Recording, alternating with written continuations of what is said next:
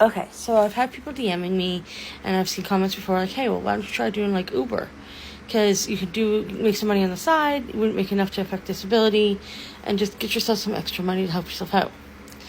Well, with Uber rideshare, I won't do that because I don't trust people at all.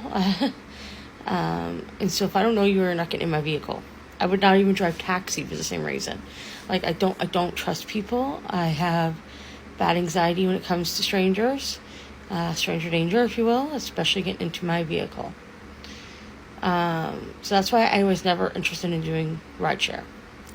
During COVID, I did do Uber Eats, Instacart, DoorDash, Skip the Dishes. But I was lucky if for the food delivery, I was making maybe $3 to $5 an order. And I was only getting orders like once every hour-ish. Back then it was hell too, because if you had to use the washroom, you were shit out of luck, because that was back when everything was closed down, right? That was a nightmare. I know that's not the case now. I'm just remembering that. Instacart, I was lucky, making $7 to $10 an order.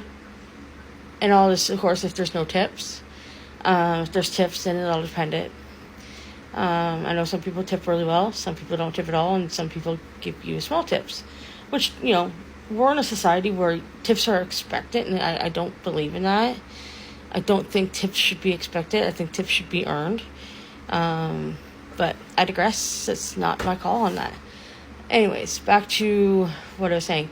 So you're supposed to have delivery insurance or some sort of other insurance, especially if you're doing rideshare. You need to have rideshare insurance. If you're doing deliveries, you need to have some sort of special insurance if you're delivering, because if something were to happen and you didn't have that insurance and you were found out that you didn't have that insurance and you were doing a delivery, then your insurance company can decide that they're not going to cover you.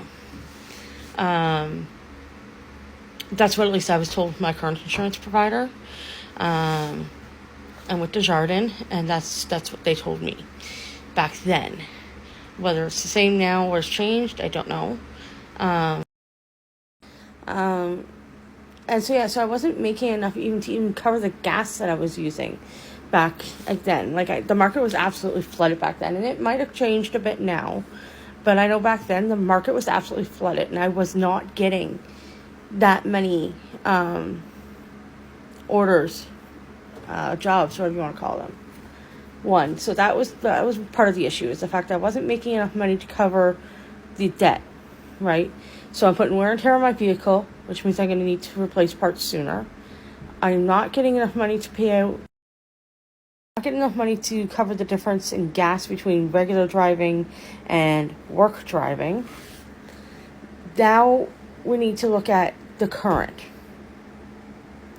So right now, currently, if I were to get an order that required me to do stairs in an apartment building, let's say they're on the 3rd floor, no elevator, I wouldn't be able to do that.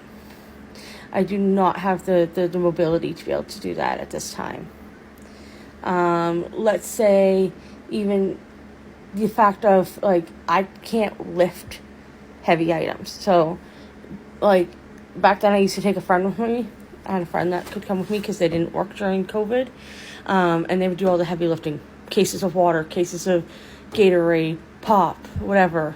The 12 packs of I can handle, no problem. But when people get the 2-4s or Costco orders, I can't lift that. And especially not doing, 3 flights of stairs. It's enough of trying to get up the stairs to my house. I can barely get up the 1 flight of stairs to get to my house, let alone trying to do multiple sets of stairs.